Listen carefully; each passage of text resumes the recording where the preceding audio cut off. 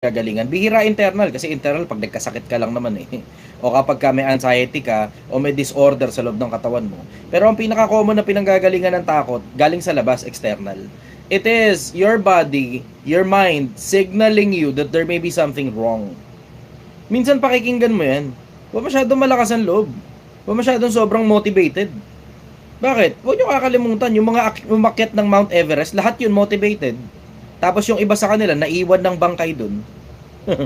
Yun na ngayon yung mile marker ng ibang mga tao ron pag umaakyat sila. Yung mga bangkay na naiwan dun. Hindi na maibaba eh, motivated, sumobra ng pagka-motivated, sumobra ng pagka-power, parang katulad sa networking. Hindi mo pinakikinggan yung kaba mo. Minsan yung kaba, it signals something to your body. Minsan, nagsisignal yan sa katawan mo that there may be something wrong. Ngayon, you proceed with caution. Risk management, kung tawagin. Risk management, risk versus reward ratio. Gaano ba kalaki yung bagay na mapapala mo kumpara sa bagay na kaya mong isugal? Hindi dapat lahat ng bagay isinusugal mo. At pag kinakabahan ka, napakagandang indicator dyan na baka magkaroon ng problema. Para matanggal yung kaba, siguraduhin mong handang-handa ka. Kuha mo yan, brother? Follow-up question, go. Yes, brother. How about yung isang question ko po, so yung self-doubt, paano naman po siya in-handle? Personally, sir, on your end, paano niyo po in-handle? If ever man, before or ngayon, kung meron pa rin naman? Ang self-doubt nang gagaling dun sa pinagdududahan mo sarili mo, 'di ba? May pinanggagalingan yung pagdududa mo sa sarili mo. At kadalasang pagkakataon ang pinanggagalingan niyan, kakulangan ng galing. Doon nang gagaling 'yan. So ano ang kailangan mong gawin? As the saying goes, practice makes perfect. Pag nagdududa ka sa sarili mo, hanapin mo eksakto, ano ba eksakto yung tungkol sa pinagdududahan ko sa sarili ko. Alin ba rito sa set of skills ko yung nagdadalawang isip ako? Kasi diretso, pag patulog ka naman na sa gabi, kadalasan di mo na pinagdududahan sarili mo, patulog ka na eh. So ibig sabihin, hindi yan tungkol sa sarili mo lang ng kabuuan ng sarili mo na pinagdududahan mo. May bagay sa loob ng pagkatao mo na pinagdududahan mo at sa mas madalas na pagkakataon, skills yan. O kung hindi man, direksyon. Hanapin mo kung saan ka nagdududa, dun mo ngayon puliduhin. Pag napulido ka na, yun ngayon ang makakapanigurado na hindi mo na pinagdududahan ang sarili mo. Minsan, pag halimbawa, harap ka sa maraming tao, nagdududa ka sa sarili mo kung kaya mo ba. O minsan sa buhay, nagdududa ka sa sarili mo kung okay pa ba yung destinasyon o yung direksyon na tinatahak mo. Hahanapin mo eksakto kung saan nang gagaling yung duda sa loob ng pagkatao mo kasi hindi yung buong pagkatao mo pinagdududahan mo. May mga bagay na galing ka, hindi mo pinagdududahan yung mga bagay na magaling ka. Doon sa mga bagay na hindi ka masyadong sigurado, ungkatin mo saan eksakto nang gagaling ang duda. At pag nalaman mo na kung saan eksakto galing ang duda, doon mo ngayon pagagalingin ang sarili mo. Tingnan mo, tanggal ang duda mo ron. Lalo na kapag ka nakakadagdag to, pag binavalidate ka ng mga tao. Clap-clap ang mga tao sa'yo, ang galing mo. Tignan mo, tanggal ang duda sa'yo. Paulit-ulit lang na clap-clap ng mga tao dahil regular na ginagalingan mo. Kaya nga sabi ko nga sa inyo, Pilipinas, galingan nyo sa buhay. Talinuhan nyo ng gusto. Kasi yung mga duda-duda sa sarili, natatanggal yan pag ginagalingan mo ng gusto. Lalo na pag marami kang skill na magaling ka. Minsan doon sa mga skill na hindi ka masyadong magaling, hindi na masyadong importante. Taka ng pagdududa sa sarili mo sa mga skill na hindi ka masyadong magaling. Kasi okay lang dahil nakatapalan na yan nung galing mo sa daming iba't ibang mga bagay. Bigyan ko kayo ng halimbawa. Hindi ako magaling sa basketball. Diretsahan lang. Pilipino, marami tayong mga lalaki nagba-basketball tayo. Pero ako, di ako masyado magaling sa basketball. Pero, pinagdududahan ko pa ba sarili ko? Wala akong pakialam kung manalo o matalo. Ang bottom line, naglalaro lang ako para mag-enjoy. Yun ang ginagawa ko. Naglalaro ako para mag-enjoy. Hindi rin ako masyado magaling mag-ML. Mobile Legends, naglalaro din ako nun. Pero naglalaro ako nun para mag-enjoy. So kahit sa pagkatalo, ine-enjoy ko pa rin ang pagkatalo. Bakit? Kasi magaling na ako sa maraming ibang mga bagay na sobrang importante sa paningin ng mga tao. Kaya nga tignan mo, pansinin mo, chop-chopin nyo yung video ko, makasampun chop-chop ka ng video, kahit pa paano may isang piraso dyan puputok. Upload mo sa sarili mong profile. Sarili mong profile yun ha, basta naka-public. Kasi isa sa mga minaster ko sa mahabang panahon, yung art of communication in public, ang tawag public speaking. Ginalingan ko ng gusto ron eh. Tinindihan ko ron, nilupitan ko. Ngayon, I am now reaping the fruit of my labor. And when I say galing, hindi naman ang ibig ko sabihin ako pinakamagaling sa buong Pilipinas. Pero number 13 ako, sabi ng Pinoy History, sa mga motivational speaker sa buong Pilipinas. Hindi ako pinakamagaling, pero I'm at least competent enough for people to listen to what I have to say. Dun sa ganong angulo, hindi ko na pinagdududaan yung sarili ko. Isa pa, ang direksyon, brother, sobrang importante. Pero mo, katulad nito, di ba? Bakit ka ba nagsasalita, Chester, sa social media? Para makapagmalasakit sa kapwa-tao, hindi para manghingi ng pera nyo. Tingnan mo, nakaakit kayo rito sa Zoom, ng karamihan sa inyo, sigurado, hirap sa buhay, pero siningil ko ba kayo? Karamihan sa mga vlogger, kapag nagpa-Zoom meeting, naniningil yan. Pero tignan mo, sa akin, puta, ako lang yata kaisa-isang siraulong, gamit ko pa sarili kong pera pag pumupunta ako sa mga lugar na malalayo eh. Katulad niya, nung napasyal ako dyan sa Cagayan Valley, gamit ko sarili kong pera dun eh. Oo, merong sponsor, di ba? Pero pag nakita mo yung listahan ng mga taong natulungan, puta, kulang pa yung pera na galing sa sponsor. Sarili ko ng pera, ginagastos ko rito. Sarili kong pera, ginagastos ko rito. Sa ganong angulo, brother, importante pati yung direction mo eh. Importante, ano bang dahilan kung bakit mo ginagawa yung bagay na ginagawa mo? Pag yung dahilan kung bakit mo ginagawa yung bagay na ginagawa mo, mas importante pa kaysa sa buhay mo, mawawalan ka na masyado ng pagdadalawang isip sa sarili mo. You're just going full speed ahead. Para ka naka-autopilot. Mas importante na sa akin ang buhay ng kapwa-tao ko sa sarili ko eh. Ako, personal, okay na ako sa sarili ko. Pero ang dami kong kapwa-tao na nagugutom. Ang dami kong kapwa-tao, hindi alam kung ano ginagawa nila sa buhay. Ang daming kapwa-tao, hindi nga man lang, alam mo yun, wala nga man lang bahay eh. Diba? Yung iba, hindi nga man lang sapat yung pera para makapangupahan. Yung iba sa kanila, nakikitira lang. Is there something wrong about that? I don't think so. Wala namang masama na nakikitira ka lang eh. Pero, kung kaya naman na makaupa ka ng sarili mong bahay para madagdagan lang ng konti yung pera mo, yun lang, dadagdag ka lang ng konti ng pondo. Tapos kasama ako sa mga nakatulong sa'yo para makapag-push sa'yo na yung galing mo, ilabas mo para pagkakitaan mo. What's wrong about that? Di ba? Sa akin ganun ang konsepto. Ang importante sa akin makatulong sa kapwa-tao. Dun sa pagtulong sa kapwa-tao ko nahahanap yung pakinabang ko bilang tao at yung direction ko na mas importante na kaysa sa sarili ko. Yun ang dahilan kung bakit ako mismo sa sarili ko, wala akong pagdududa sa sarili ko. Sa direksyon. Pero sa ibang bagay, maliit na tao lang tayo so hindi talaga ako magaling mag-basketball eh. Follow up dyan, brother. Thank you, brother. Okay na yun, brother. Salamat. Okay. Aljan, go.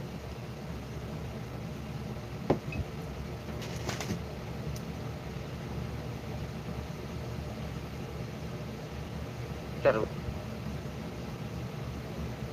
Sige, tututin mo. Yan, okay na. Loran po, sa may bato, paano ba gamitin yung bato? Gamitin ang Nagpuputol-putol ka, brother. self-care, saan pati po? Oh. Pato muna ako, may latest na gawin. Brother, nagpuputol-putol ka talaga. Wala akong maintindihan. Ay, po, may na signal.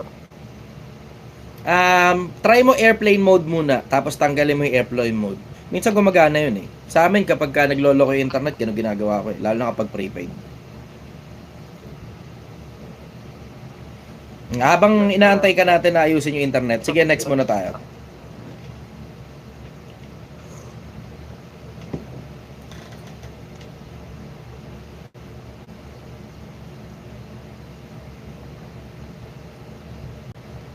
Waiting tayo kay Aljen. Yung mga iba na gustong magtanong, welcome kayo na mag-raise ng hands na lang. Meron ditong option para i-raise hands. Hindi ko lang alam kung paano. Pero makikita nyo dyan, dudutin nyo lang. Dudutin nyo lang. Pindutin yung more idol. Nasa more daw pala. Nasa more. Meron ito. Nasa more. Raise hand. Sige. Nandun daw sa more. Tapos may raise hand dun. Ace, go.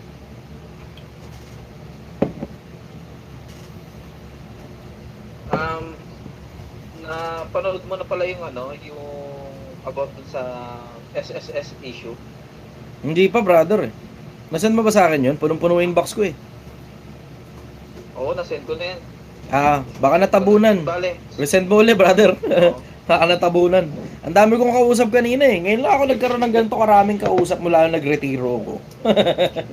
7 taon na nakakaraan. Ngayon lang ako nagkaroon ng sobrang daming kausap mula nung panahon na nagretiro ko. Oo. Sa personal Kailangan kong isang buwan muna Facebook. bago mabasa yung message eh. Personal yung Facebook ko eh. Puta, personal na Facebook ko. Sobrang dami. Waba oh. Wabang listahan.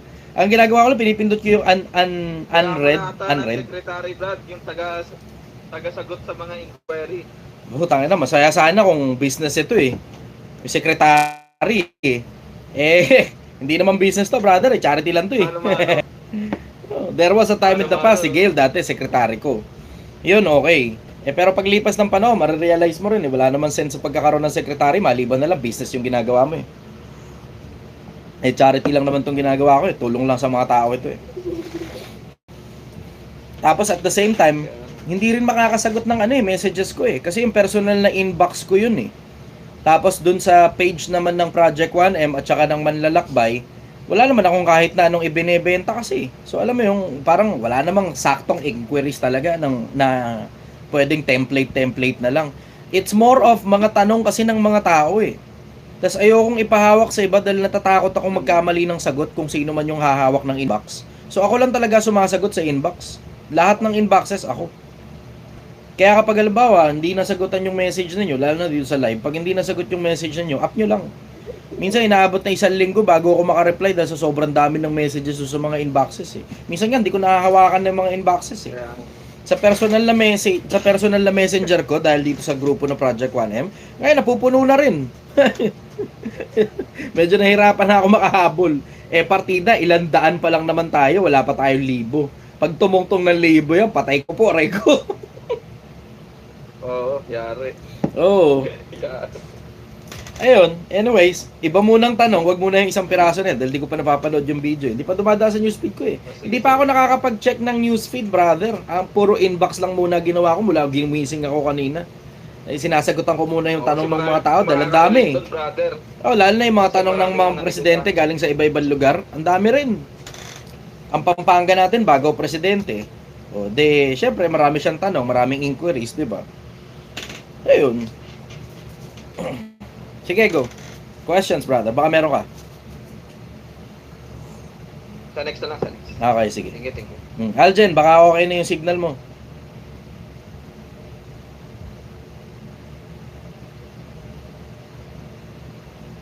Hello, brother. Yan, medyo okay na. Okay, na go, po, tuloy. malinaw na po. Sa iyong palagay, brother, gaano kahalaga ang peace of mind? Tapos, pangalawang follow-up question nun, paano mo gagamitin ang peace of mind para sa iyong advantage? Yun po. Una muna, ano ba ibig sabihin ng peace of mind? 'Di ba? Kasi there should be enough chaos in your mind to keep you occupied. Kasi pag nasobrahan ka ng kaka-peace of mind, tangina magkakaproblema ka niyan. Ang laking problema niyan pagka puro ka lang peace of mind. Hindi nyo napapansin yung peace of mind ng mga hindi kumikilos sa bahay. Pansinin nyo peace of mind nun. Laging ang kadugtong nun, midlife crisis. Yung mga hindi kumikilos, mga tamad sa loob ng bahay, palipasin mo lang panahon pag kumalahati ng buhay may midlife crisis yan. Tapos, palipasin mo pa panahon. Pagkatapos mo midlife crisis, kasunod na niyan, existential crisis. Hindi pa kasama dyan yung depression at saka anxiety na nakakasira sa peace of mind. Pag sumobra ka sa peace of mind, tapos hindi ka na kumikilos, magkakaproblema ka ng gusto. Sa akin, diretso ang peace of mind. Yung lahat ng problema mo, resolbahin mo. Problema ng ibang tao, kung hindi mo kaya, mong pakialaman. Yan ang peace of mind sa akin. Diretso. Ngayon, saan ginagamit ang peace of mind? Yung kapayapaan ng isip, napapakinabangan yan sa maraming iba-ibang bagay eh. Kasi kailangan mo munang mapunta sa play mode para magkaroon ka ng mga matitinding resulta nang hindi ka nai-stress. Ngayon, yung play mode na yan, kaalakbay niya, nakakabit yan dahil sa peace of mind. na wala kang masyadong problema sa bills mo dahil tuloy-tuloy pumapasok yung pera, nakakapagtrabaho ka na maayos, wala kayo sigalot ng boss mo, wala kayo sigalot ng asawa mo, yun yung ganun yung konsepto ng peace of mind eh. Tapos ngayon, dun mo na ngayon maiisip yung paano pa ba makakapagpalawak pa nung kung ano man yung mga bagay na meron ka. Ganun yung konsepto ng peace of mind. Yun ngayon, malaking pakinabang ang peace of mind sa pagpapalawak ng kung ano man na meron ka. Ganun yun. Pero, kailangan mo rin yung chaos at the same time. Pero what you need is a type of chaos that's called controlled chaos. Yung controlled chaos, yan yung magpapanatili sa'yo na sane. Na hindi ka nasisiraan ng ulo sa sobrang tindi ng katahimikan. Kasi nagkaroon ako ng sobrang tinding peace of mind dati, puta, nagkaroon ako midlife crisis eh. Ay, sorry. Hindi midlife. Existential crisis. Nagkaroon ako ng existential crisis na hindi ko alam kung ano ba ginagawa ko rito sa mundo. Kasi tuloy-tuloy lang pumapasok yung pera eh. Diba? Tingnan mo, maraming mga mayayaman na yung peace of mind nila peke. Peace of mind peke. Kinukuha nila peace of mind nila dun sa konsepto ng kayabangan dahil sa pera nila. Tapos paglipas ng panahon, pag medyo tumatanda na sila, nare-realize nila, tangina wala pala ako masyadong maraming nagawang matino sa society. Tsaka pa lang sila nagkukumahog. Para lang mapakinabangan yung mga buhay nila kasi ginawa nila, nagsipagtrabaho lang sila ng gusto, nagsipag-ipon lang sila, wala silang problema pero wala silang masyadong maraming achievement in the eyes of other people towards other people. Kasi ang achievement nila in the eyes of other people towards themselves lang. Importante tao lang sila. Pero tungkol sa mga natulungang ibang tao, wala silang mahanap sa pagkatao nila. Maraming mayaman ng ganyan. Yun nga yung dahilan kung ba't yung ibang mga mayaman ang ginagawa, nagsisipasok sa relihiyon para maramdaman man lang nila yung feeling of consolement, tapos yung parang ultimate peace of mind, na akala nila, yung mga relihiyon na yun, tangina matitino, puta, pinipirahan lang pala sila.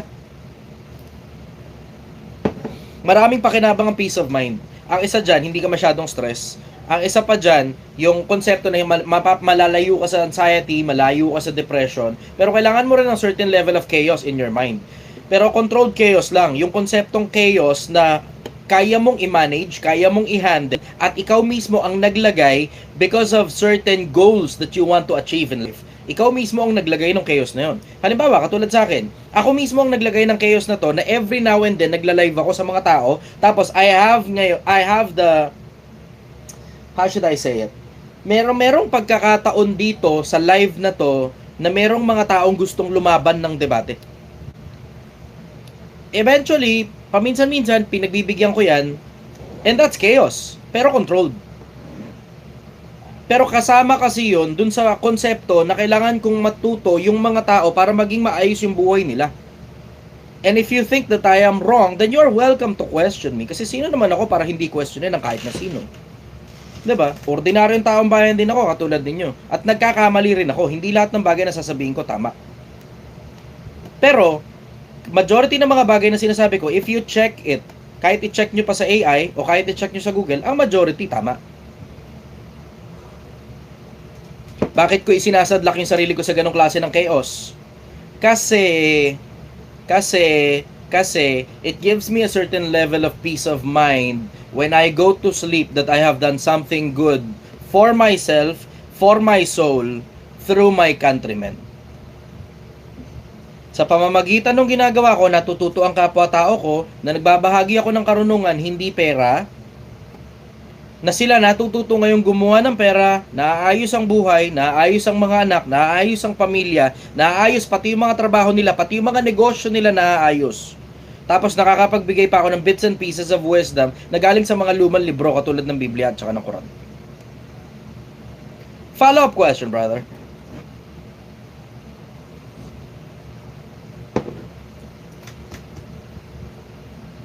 Hello, brother. Follow-up question po. Sa kabataan naman po. Sa tingin mo, brother, sa iyong pananaw, kailan pwede magjawa ang isang kabataan? At ano ang pwede niyang gawin? Paano niya malalaman kung ano ang tama at mali? Sa puro ng mabulang at ang environment natin ngayon na puro hindi unpredictable lang at paiba-iba. So, napakadaming noise. Alam mo, diretso, para sa akin, kumpletuhin mo muna yung pagiging tao mo. Yun muna. Kumpletuhin mo muna pagiging tao mo. Kailan ka pwedeng magjowa? Kapag sinabi na ng Diyos na pwede na. Bahay at mga kayamanan ay minamana sa mga magulang, ngunit ang mabait na asawa galing sa Panginoon. Doon sa panahon na pinapayagan na ng Diyos, pwede na. Pero hindi mo pa nga kilala ang Diyos, hindi ka rin kilala ng Diyos dahil wala ka pa nagagawa sa buhay mo. Wala ka pa nga ayos ang finances mo. Ang utak mo, gagarampot lang ang laman ng kokote mo. Ang puso mo, walang kalaman-laman ng puso mo. Tapos iibig ka sa kung sino-sinong hindi kilala, magulang mo nga, hindi mo pa naiibig. Diba? Yan ang problema ng mga kabataan eh. Puta, disloyalty eh. Hindi man lang magbigay ng loyalty sa mga magulang nila na, oh, ma, pa, tsaka na lang ako mag-aasawa kapag ka pinapayagan na ako ni Allah. O pinapayagan na ako ng Diyos. Yun ang hindi kinoconsider ng mga tao eh. Hindi ko maintindihan kung bakit nagkakaganyan. Ang nangyayari, basta na lang sila nagsisikuha sa mga sarili nila ng kung sino-sinong matipuhan lang nilang mga asawa. Ganun na nangyayari. Hindi man lang inuungkat, ano ba ang pamilyang background nitong tao na to? Hindi man lang inuungkat, yan ba lalaki niya? May kapasidad bang gumawa ng perang putang inang yan? May papagatas ba yan sa bata? May papadaya-per ba yan? O baka ititira lang tayo niya sa ilalim ng tulay? There's nothing wrong para tumira sa ilalim ng tulay. Pero if you can, alam mo yan, choose a better man or a better wife para sa sarili mo, why not? Diba? Even better, wag ka na lang mamili, antay mo na lang Diyos na magbigay sa'yo. Tinan mo ako, wala akong problema, wala akong sakit ng ulo. Kesa yung putang ina maya-maya konti, nagtatrabaho ka, parang kala mo lumang telepono,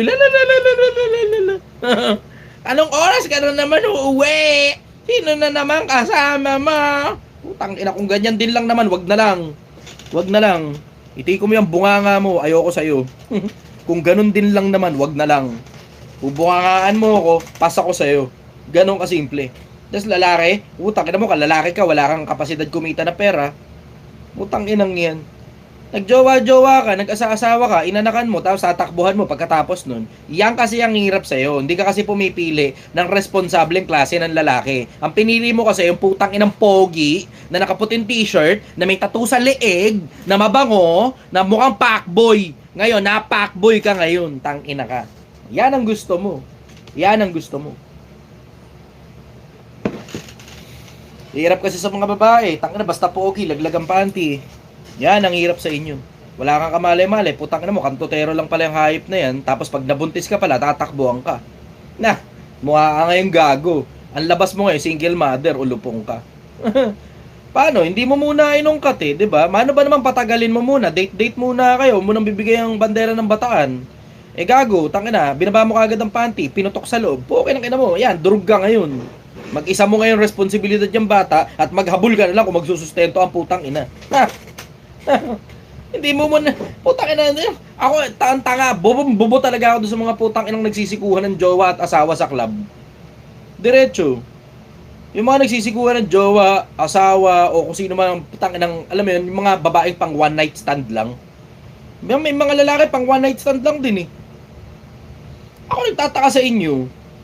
Pupunta ka ron sa ganun lugar, maghahanap ka ng kung sino man, putang ina, ba't di ka kaya pumunta sa simbahan, no? Di ka pumunta sa simbahan, doon ka maganap, doon matitino pa ang mga tao, may takot sa Diyos. Diyan, puta, bebembangin ka lang yan, tapos tiway ka na. Pag naanakan ka pa, malas mo, maghabol ka na lang para sa sustento. Tang inang yan. Boklog. Karamihan sa mga tao ngayon, bobo. Putang ina. Karamihan sa mga tao ngayon, bobo. Lalo na tungkol sa konsepto ng pag-aasawa na yan. Hindi minamadali yan. Tangina mo, pag nagkamali ka ng asawa, wasak ang buhay mo, puta ka. Pag nagkamali ka ng asawa, huwag nyo kakalimutan. Tangina, nasa Pilipinas tayo ha. Paalala ko lang, nasa Pilipinas tayo. Dito sa Pilipinas, isang beses ka lang ikakasal. Pag naanakan ka na, mahihirapan ka ng humanap ng magpapakasal sa'yo dahil may anak ka na. Mahirap na. Ang hirap. Sabi mo, hindi naman imposible. Kasi may mga katulad ni Zainab. Hindi ikaw si Zainab, tanga. Tangina. Yung iba nakakita na Zainab, may anak na 2, pinakasalan pa rin ni Ray Parks. Akala nila sila yun. Tangina. Hindi ikaw si Zainab. Hindi ganun kataas sa social value mo. Pag, tangina. Minsan tingin-tingin di sa salamin, di ba? Tignan mo rin naman lang resume mo, tignan mo yung itsura mo sa salamin, tignan mo yung pagkatao mo, tignan mo yung bunganga mo, tignan mo yung mindset mo. Palagay mo ba ka Ray Parks ka? Yung totoo. Huwag kayong magmadali mga kabataan. Huwag kayong magmadali. Mas masarap ang buhay nang nananatili kang single hanggang dumating yung binigay sa iyo ng Panginoon. Pagbigay ng Diyos yan, hindi ka mapapalungi, hindi ka mapapasama, hindi ka mapapamali. At malamang, hindi ka rin mag-end up na single mother. Follow-up question, go.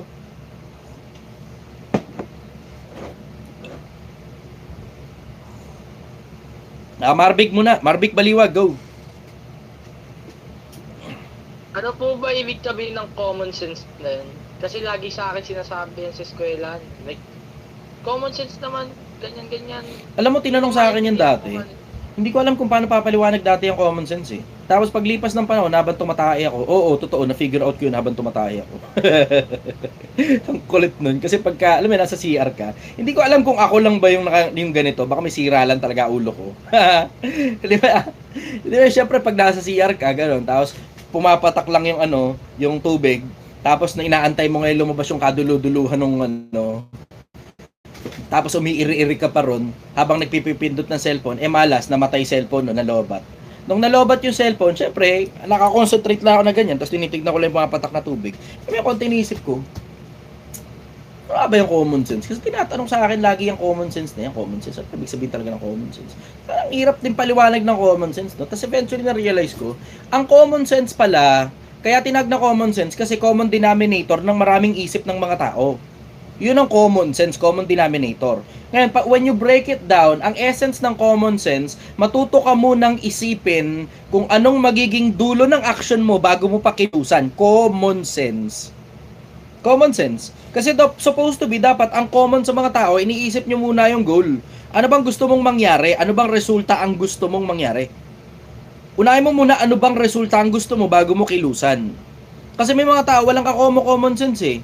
Diba? Anong resulta ang gusto mong mangyari? Ang gusto mong mangyari, makuha mo tong baso na to nang walang ibang damage. May mga iba, tanga, may nakalapag sa ilalim ng baso, hinatak yung nasa ilalim ng baso, without considering na may baso sa ibabaw, ayan, basag ang baso. Walang common sense. Common sense, ibig sabihin, bago ka pa kumilos, isipin mo muna kung ano yung resultang gusto mong mangyari. Tapos siya kakakikilos sa ngayon sa resultang gusto mong mangyari with very, very minimal damage. Kung kaya, zero damage. Kasi kaya kasi sinasabihan ng common sense, lamang yan, yung kinikilos mo o yung hindi mo pagkilos nakaka-damage. Kaya kasi sinasabihan ng common sense. Yung kilos mo nakaka-damage o yung hindi mo pagkilos nakaka-damage.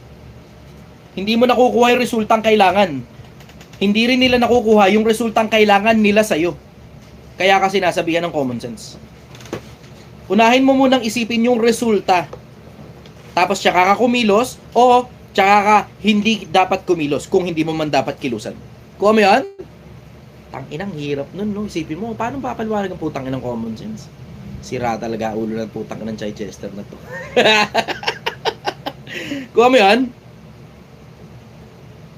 Apo. Okay, good. Okay, sige. Baka may follow-up ka pa, go. Sana po, thank you po, Sir Chester. Okay, Angel Ching, go.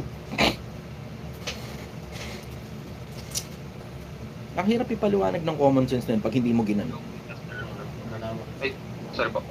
Ay, sorry brother. Kausap ko yung tropa ko rito sa harap eh. Okay, go, tuloy. Good evening, Kuya Jester. Hello. Yes, Kuya, nakakita ko lang kasi sa TikTok, napa-scroll ako ng bigla. Tapos nakita ko yung isang post doon, pertaining kay Senator Padilla. Okay? Ngayon, sabi niya, wag daw magalit, pero yung mga bata raw ngayon is weak. What can you say about that, Kuya? Totoo yun, brother. Malamang nag-hire din siya ng mga empleyado. Marirealize mo yan pag nag-hire ka ng empleyado eh. Yung mga parang 25 pababa.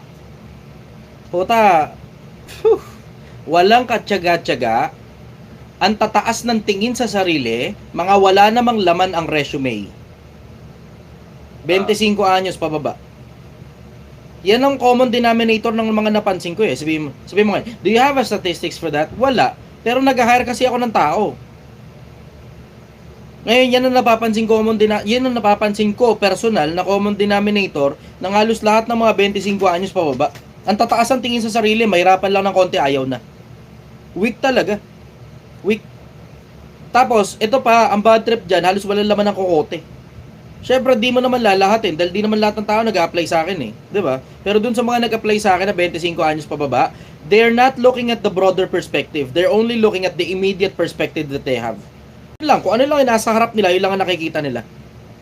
Hindi nila nakikita yung malayo. Wala silang ganong nakikita. Tapos ang malupit nun, ang taas ng tingin nila sa sarili nila, gusto mahal ang sweldo sa basurang klase ng trabaho. Yun ang common na napansin ko. Follow up, brother. Ayun lang, kasi ganun din yung nung graduate ako ng 2019 Kuya Chester, sabi sa sarili ko, kahit anong trabaho, ganun ginawa ko. Tapos na-accept ako, dun ako natuto eventually sa trabaho ko. Naging mentor ko din naman yung manager ko, which is very grateful ako. So, yun lang. Swerte. Ngayon, Yung mindset mo, maganda-ganda yan. Napakabihira niyan eh. Bihira yan. Kahit anong klase ng trabaho lang muna papasukin. Kasi may mga iba diretso, karamihan sa mga 25 pababa na mga nag-apply sa akin, ang una munang tinatanong magkano sweldo. Ni hindi nga man lang nila alam kung ano scope ng trabaho eh. Di nila alam kung anong gagawin. As in, completely, gusto lang nila ng mahal na sweldo, tapos wala naman silang kayang ipagpalit, kapalit ng mahal na sweldo. Pag mababa sweldo, di sila mag-apply. Naalala ko yung podcast nyo kasama si Theo Bright, saka si Lato. Mm-hmm. Sabi mo doon, may mga nag-chat sa'yo doon na na sa messenger ata, magkano sweldo? Yung mga ganun. Oo, magkano sweldo? Magkano ya? Sweldo, yeah. Magkano ya? Tanginang yan. Magkano ya? Hindi nga man lang buuin eh. Na ako po nag-apply po ng trabaho. Ito po yung mga kaya kong gawin. Magkano po kaya yung sweldo para sa mga ganitong kayang gawin? Mga ganun sana. Kung hindi mo man maisip yun, kahit man lang sana ano pong trabahong available. Tapos magkano sweldo? At least man lang ganun. Pero yung magkano ya? Ano binibili mo? Ako, bibilin mo. Magkano ya? Tangina, simpleng grammar lang eh. Simpleng basic na Tagalog lang. Simpleng basic na Tagalog. Hindi pa kaya. Simpleng basic na Tagalog. Hindi lang, alam mo, totoo, diretso, hindi lang weak yung mga pangangatawan nila, pati ulo. Ang hina ng ulo ng karamihang mga bata ngayon. Ang hina ng ulo. Paano? Yung mga magulang, pinatuyo yung utak ng mga anak nila gamit yung cellphone. Bobong mga magulang din eh. Bobo eh. Hindi nila alam na yung mga bata, parang 7 taon yata, pababa, walang protection sa radiation. So ngayon, diretso ngayon sa utak ng bata yung radiation na yan. Puta, tuyo ngayon ang utak ng bata. Pag tungtong ngayon ng 18 ng bata, walang malay sa mundo, hindi nakaka-absorb ng matino. Bagsak-bagsak ang grade, tangina, stupido, bobo. Yun ang mapapansin mo eh. Common denominator yun ng halos lahat ng nag-apply sa akin. Mga 25 anyos pababa. Yung alam mo yung antataas ng tingin sa sarili, antatapang sa boka-boka. Puro bunganga, boka. Ang gagaling mag-apply ng trabaho, boka-boka lang. Pero pag actual na trabaho na, ang lalamyan ng mga katawan. Yun na napansin ko. Follow-up question, brother. Tapos, ayun lang. Tapos din, related do sa pagiging weak ng mga bata. Yung pagpigil sa pag-move up ng mga bata from one grade to another higher grade. Ako, papura ko doon, Kuya Chester. Ikaw? Okay sa akin yun. Alam mo, hindi mo naman kasi pwedeng i-alis yung konsepto na marami kasi talagang may kasalanan bakit nagkaganyan yan eh. Hindi mo naman basta na lang masisisihan sa mga Gen Z o sa mga 25 anyos pa babae. Hindi mo masisisihan ng diretso dun eh. Siyempre, may kasalanan dyan ang magulang nila. Paano ba pinalaki mga putang inang yan? May kasalanan din yan yung mga guro. Bakit? May mga guro, naalala ko noon, hindi ko makakalimutan, nag-aral din naman ako eh. May mga guro, kinakausap ang blackboard. Walang nakakaintindi sa kanya ng mga estudyante. And when I say wala, very minimal. Ang majority hindi naiintindihan yung mga pinagtuturo niya. Kasi hindi captivating enough yung paraan ng presentation skills ng teacher eh. Siyempre, kailangan mo isama sa equation yun. Na maraming mga matatandang teacher, hindi sila captivating magsalita. Hindi makukuha attention mo. Maboboringan kang makinig dun sa mga ganong klaseng teacher. Kasi nanggaling din naman ako sa ganong klaseng sistema eh. Nag-aral din naman ako sa elementary, nag-aral ako sa high school. At isa ako sa mga bobong bata. Pero napansin ko, may mga teacher ako noon na talagang lintik, ang galing talagang magturo. Nagsisink in talaga sa akin yung tinuturo, tapos interesado talaga ako dun sa sinasabi. Yun ang hindi ko makakalimutan. Meron akong mga ganong mga naging teacher dati nung high school ako at saka nung elementary ako. Pero marami talaga nung mga panahong nag-aaral pa ako, kinakausap lang ang blackboard, wala akong naiintindihan, walang pumapasok sa kokote ko. Isama mo na rin na mahina lang talaga ulo ko bilang bata. Dahil di naman ako na, hindi naman ako na breastfeed ng nanay ko eh. So mahina talaga ulo ko bilang bata. Itong mga ganitong katabaan ng utak, later part na lang ito eh. Later part na lang, maraming naituro sa akin yung matanda. Pero, alam mo yung nag-sink in sa akin lahat ng mga natutunan ko galing doon sa matandang kinalakihan ko. Nung nasa labas na ako ng tunay na mundo, 18 anyos pataas, doon na nagsimula yun. Pero nung bata ako, bobong bata rin naman ako. Tangin na, kung makikita nyo lang yung mga grades ko noon, line of 7, swerte na nga 77 eh. Swerte na 80, ganun. Kasi madalas 77, ganun, 78. Minsan pag binalas pa 75, ganun. Bobong bata ako noon. Ngayon na lang to parang, wow, tangina, tali-talino, Chichester, bla bla. Ngayon na lang yan, bago na lang yan eh. Hindi nyo naman nakita yung kabataan ko eh. Tangina, bobong bata talaga ako, napakamahiyain ko pa. Siyempre, pag ikaw nga naman binili ng matandang mayaman, di ba, galing sa nanay mo, puta, nakakaya kaya yung pakiramdam na ampon ka na nga, pero yung sa'yo, mas malala, binenta ka. Siyempre, di ba, may chip on the shoulder ka eh. Sakit eh. Tapos minsan, asarin ka pa ng mga tarantado, ampon, putang inang yan. Nakakainis. Nakakainis yung ganung pakiramdam. Anyways, follow up, go. Saka yun, yung chip over your shoulder. Tama. Last question ko na to, Kuya Chester. Thank you sa appreciate ko yung mga sagot mo. Yung sa tingin mo, yung emotion natin, is it a hindrance or a complementary sa pag-advance natin as a country or as society as a whole? Parehas. Kasi supposed to be ang emotion ginagamit para humatak ng emosyon. Pero hindi ginagamit ang emotion as a deciding factor para kumilos ka. Siguro maliban na lang kung motivation yan. Pero may mga tao kasi sinusunod nila yung sinabi sa kanila ng emosyon nila eh. Tapos tignan mo, karaniwan mali. Sabi ng emosyon mo, mahalin mo yan, pogi. O yan, gago, single mother ka ngayon. Yan ang epekto na ngayon yan. Sabi ng emosyon mo, sapakin mo. Ayan, gago, may kaso ka ngayon, tangina mo. Diba? Kailangan mo malaman kung kailan ginagamit ang emotion. Unahin mo munang alamin kung anong resultang gusto mo, tsaka mo ikamit yung emotion na kailangan para dun sa resultang kailangan mo. Ganun ang paggamit ng emotion. Kung yan? Yes, kuya. Ma-share ko lang din. I use emotion practically. Yun nga mismo, ang practical na paggamit ng emosyon, alamin mo muna resultang kailangan mo. Tsaka mo gamitin yung emotion mo para ma-achieve mo yung emotion, yung resulta na kailangan mo.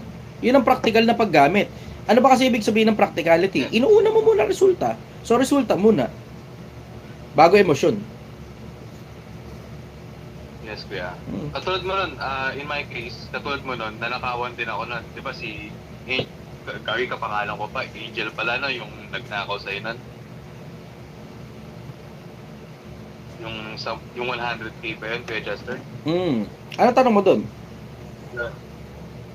Yun, nagamit ko din yung kasi ako, in my case, nanakawan din ako, pero babae naman. So, yes, nagamit ko yung emotion ko, na galit ko, to further my life. No? Pero when will it stop? Kasi, minsan parang nagiging self-destructive na eh. In my case. So, sa tingin mo, kuya, when can I stop? When will it stop? Pag hindi mo muna unang inisip yung resulta, stop ka muna. Resulta muna bago emosyon, brother. Resulta muna bago emosyon. Tingnan mo, pakita ko sa'yo ha. Sabi ni Raymar Laksamana, ulul, sabi niya.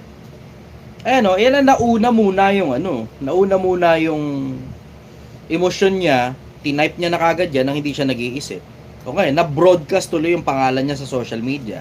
Pati yung sinabi niyang ulul. Ano, bobo. Raymar Laksamana, sabi niya ulul. Oh, yan ang ganyang klase ng mga tao, mga basura talaga. At magiging basurang klase ng tao ka pagka puro ka na lang emosyon, hindi ka na nag-iisip. Ayan, hindi siya nag-iisip. O ngayon, gago, na-broadcast yung pangalan mo. 'Di ba? Di nag-iisip eh, tanga eh. That's the reason. Una muna yung emosyon, type siya ngayon. Ulul, gago. Tangina mo. O yan, ngayon, gago. Then na-broadcast ngayon yung pangalan mo. Hindi ka nag-iisip eh. Kung di mo ako gusto, pwede namang, ano ba gusto kong resulta sa tao na to? Hindi ko gusto tong tao na to. Bakit? Masyadong mayabang ang tingin ko. Scroll up. Hindi mo na ako makikita. Pero para mag-iwa ka pa ng ganyang comment, ayan, na-broadcast ngayon yung pangalan mo. Ito pa malala. Puta, mukhang yung picture niya, profile picture ng anak niya. Ang lala. Ayun ang masakit doon. Ang lala talaga. Tangina, damay ngayon yung anak niya. Bobo eh. Di nag-iisip. Di nag-iisip. Ganyang klase ng mga tao, inuuna muna emosyon, tapos tsaka nila kikilusan yung inutos sa kanila ng emosyon. Inutos ng emosyon niya yan eh. Hindi siya nag-iisip. O yan, gago. Simple. Pag dumadaan ako sa newsfeed mo at hindi mo ako gusto, scroll up na lang. Simple. Gusto mo, block mo pa ako eh. Simple. Follow-up question, brother. Yun lang kuya. Masyado na ako natanong. Okay. Bigyan naman ako ng oras para. Salamat kuya. Sige. Nariel, go. Magandang gabi, sir. Good evening. Sir, tanong ko lang. Naniniwala ka ba sa salitang tadhana sa tao? I believe on it on a broad perspective, brother. Hindi sa micro perspective na tipong kada isang pirasong tao, ayan, putang ina mo, patay ka. Si Raymar Laksamana, oh yan, nire-replyan na ng mga tao, patay ka ngayon, Raymar Laksamana, tanga ka ha? Inuna mo emosyon mo eh, nire-replyan na siya ng mga tao, patay. Okay, tungkol dun sa tadhana, brother, naniniwala ako dun sa konsepto ng tadhana on a broad perspective, sa buong sangkatauhan. Pero sa isang pirasong tao, medyo mahirap paniwalaan yan kasi magbabanggaan yan between tadhana sa isang pirasong tao on a micro level at saka free will. Magbabanggaan yung free will at saka yung tadhana, brother. Mahirap paniwalaan yun. Siyempre, it is either one or the other. Kasi kung lahat pala ng bagay nakatadhana na pala sa'yo, paano ngayon gagana ang free will? At kung hindi naman pala nakatadhana sa'yo ang mga bagay-bagay, wala palang tadhana sa'yo on a micro level, may free will, pero walang tadhana. Kuha mo, magbabanggaan yung dalawang angulo na yun eh. It is one or the other. Binary yan, brother. One or the other. Meron siguro, parang katulad sa mga propeta. Kasi may mababasa kang ganun sa Biblia eh. Inihiwalay na mula pa sa balakang ng kanilang ama. So, kilala na siya mula pa sa balakang ng ama. May free will pa rin yung tao na yun. Pero ultimately, magiging propeta pa rin siya on a broad perspective. Pero may free will pa rin siya. Nga lang, hahatulan siya ng Diyos depende sa mga bagay na ginawa niya kahit propeta pa siya. Tira mo, parang katulad kay Solomon, di ba? Si Solomon, mangangaral, tapos, maraming asawa, sobrang dami. Yung sobrang daming asawa niya, hindi naman aprobado ng Diyos yun eh. Hinayaan lang siyang gawin yung gusto niya. Pero hindi aprobado ng Diyos yun. Ang katunayan, wala kang mababasa sa Biblia na inudyukan siya ng Diyos magparami ng asawa. Walang ganun. Wala. Kaya pinapangaral ni Bugoy, na Koy-Koy, nakakapahamak ng kapwa-tao yan eh. Ang ginagawa niya, kinukuha niya yung pagkakamali ng isa sa mga mangangaral sa Biblia, tapos pinalalabas niyang tama yun. Eh sa dami-dami ng mabuting ginawa ni Solomon, yung mali pa yung kinuha mo. 'Di ba? Kahit nga si Solomon, wala kang mababasa sa Biblia, inutos ni Solomon magparami ka ng asawa eh. Wala kang mababasang ganun. Si Solomon, inutos magparami ka ng asawa? Wala. Ang utos sa Biblia tungkol sa mga hari, kung hindi ako nagkakamala, G7 ng Deuteronomio, huwag ka mag-aasawa ng marami. Yun ang bilin. Huwag ka mag-aasawa ng marami. Pero si Solomon mismo, lumubag dun sa utos na yun, hinayaan lang siya. Hinayaan lang. Tapos kaduluduluhan, nung ipinagtayo niya ng mataas na muog si Chemos, nakarumal-dumal ng Moab, kinall out na siya ng Diyos, nagalit ang Diyos sa kanya. Eh dahil yun dun sa mga asawa niya, sa karamihan ng mga asawa niya, sobrang dami niyang naging asawa, ang nangyari tuloy, inihiwalay, well, nagalit sa kanya ang Diyos dahil pinagawa siya ng asawa niya, nung isa sa mga asawa niya, ng ng dambana para sa Diyos-Diyosan. So yun, follow-up question, brother. Maraming salamat sir sa sagot. Ito sir, second question ko lang. Mm. Nagpaparenta kasi ako ng sir, ng sasakyan ko. So, nung itong kapitbahay namin nagrenta, tapos dinala ko sa Antipolo, tapos baldigan. Nung pagbalik siya, di nagbayad. So, kinausap ko kung kailan magbabayad. Sabi niya, hindi niya daw alam pag nagkapera daw siya.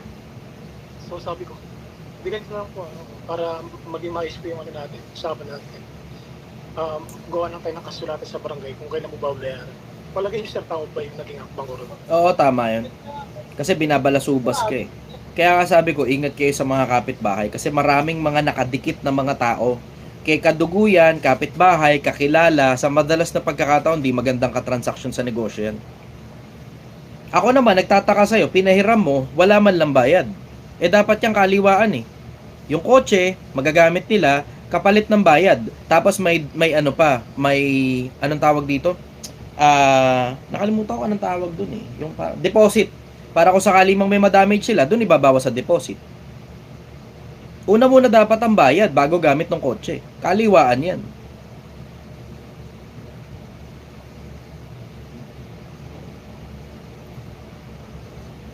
Okay sir, salamat po. Sige. Janica, go. Jenica. Good evening, Sir Chai. Hello. Ang tanong ko lang po, ano pong may papayo sa mga taong nakakaramdam ng pagod, physically, emotionally, and mentally drained? Hindi kaya ng tulog yan eh. Narasa ko yung ganyan eh. Kadalasan yan, hanapin mo kung saan nanggagaling yan. Minsan sa trabaho, minsan sa kasama mo sa buhay, minsan sa kaibigan. Conflict ang madalas na cause niyan. Hanapin mo kung saan nanggagaling. Tapos, tanggalin mo kung matatanggal. Pag hindi matatanggal, pag-aanin mo. Doon nanggagaling yan. Kasi tinan mo, ngayon wala na akong ganyan masyado eh. Konti na lang, very minimal eh. Yung pagkagalba, gumagawa ako ng bagay na hindi ko gusto, yan ang pinaka-common yan eh. Pag gumagawa ka ng bagay na hindi mo gusto, madedrain ka. Emotionally, intellectually, kasi pati yung creative juices mo nawawala rin eh. Yun ang napansin ko sa sarili ko kapag gumagawa ako ng mga bagay na hindi ko gusto. Yun ang common. Whether, kahit ano pa yan, basta hindi ko gusto yung bagay, ang nangyayari, yung creative juices ko nade-drain. Tapos, isabay mo na rin at the same time, yung parang, alam mo yun, parang hapong-hapo, pagod na pagod, kagigising mo pa lang, tamad na tamad ka na kagad. Pero, check mo rin sarili mo. Kasi minsan, merong ano eh, meron ako nakitang studies, na kapag ka pala marami kang baradong ugat sa puso, o merong isa, or more than one na bara sa ugat sa puso, minsan, yun yung primary cause na pagising mo, parang physically drained ka na kagad, pagod ka na kagad. Tapos i-check mo rin yung sarili mo, baka kumakain ka bago matulog, nakaka-istorbo din yan. Pagka kumakain ka bago matulog, pagising mo, shit yung pakaramdam mo. Hindi magandang idea yung pagkain, lalo na yung pagpapakabusog bago matulog. Hindi mo binigyan ng sapat na panahon yung katawan mo para ma-digest yung pagkain. Sa madalas na pagkakataon, pagising mo doon, you feel like shit. Hindi maganda yung pakaramdam mo. Pero generally, kung ang pakiramdam mo talaga emotionally drained ka, hanapin mo kung saan nanggagaling yung emotional vampire. Kung sino man yun, stay away from those people. Kung hindi kaya, wala ka naman choice, pagagaanin mo na lang yung sitwasyon sa paano mang paraan. Nahanap mo na sa isip mo, no, kung alin yun.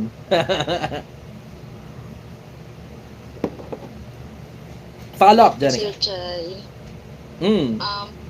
Sir Ken po, paano mo hinaharap ang pagkabigo nang hindi nawawala ang pag-asa?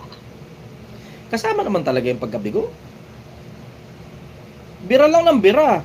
Kasi ang gusto mong mangyari, yun yung importante. Ano ba gusto mong mangyari? Ano ba resultang gusto mo?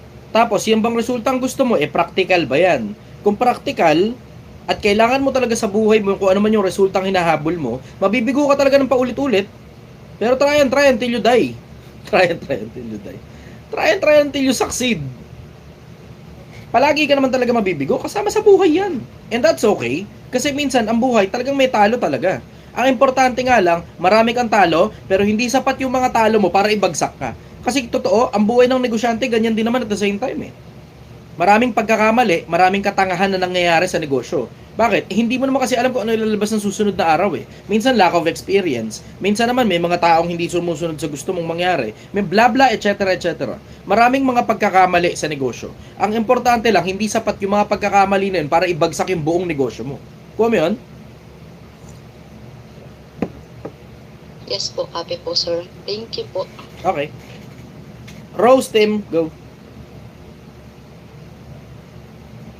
Ay, regarding dun sa mga after ng sweldo, Absent. kinabukasan marami ng dahilan. Hindi, oo.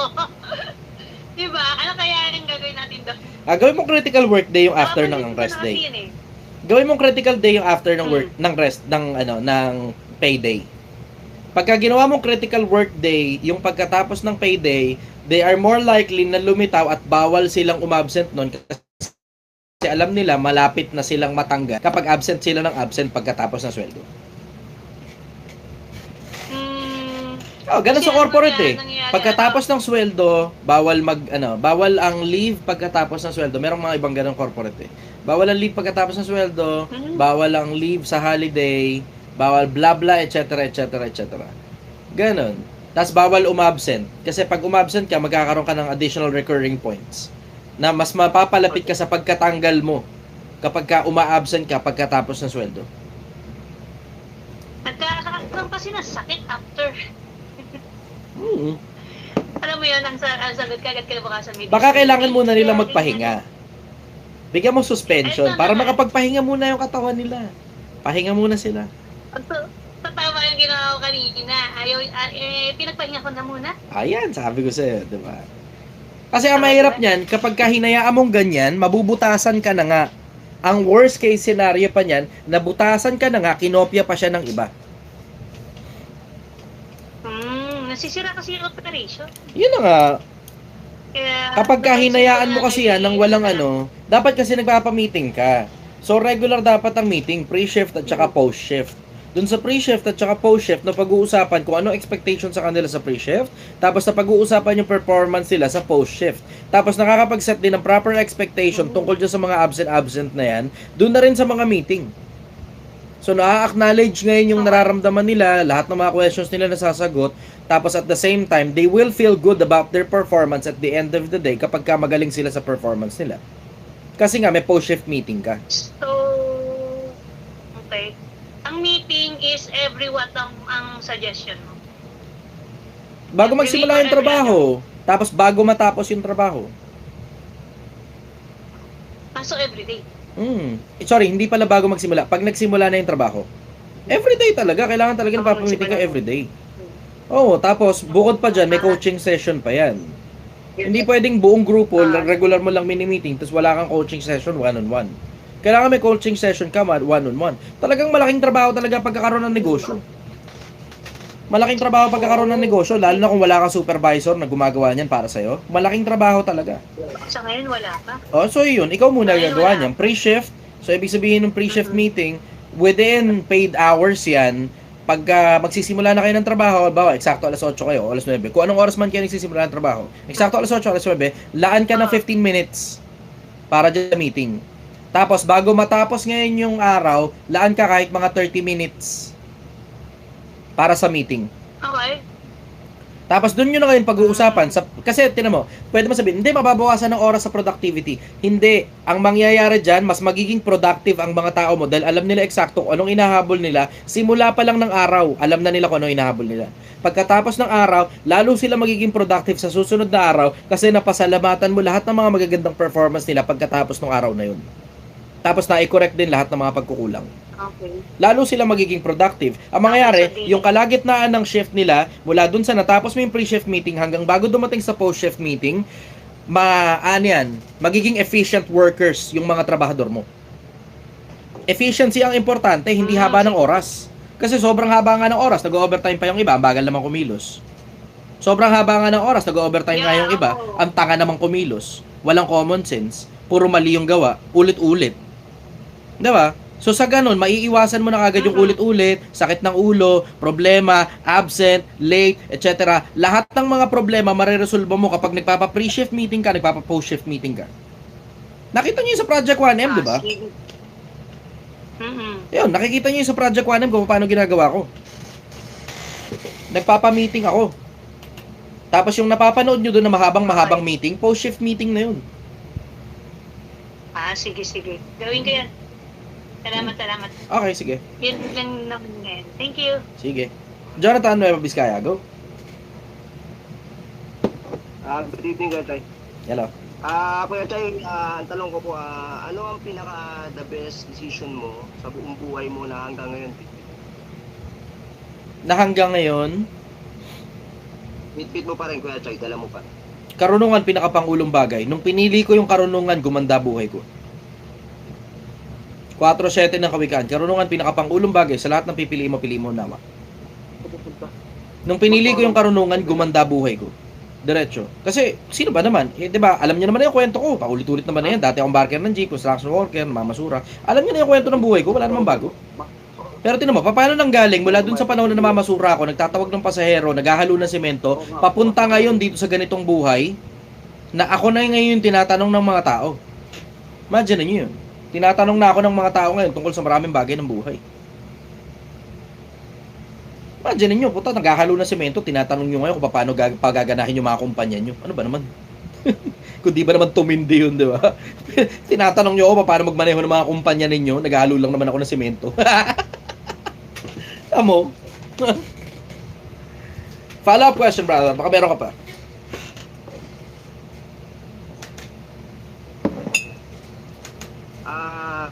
Kasi Kuya Chay, bala ko expansion ng hanap buhay. Nagbabalak ako Kuya Chay na yung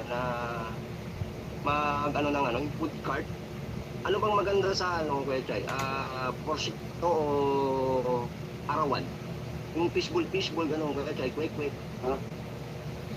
Pwede ka magpa-allowance tapos pwede ka magpakota.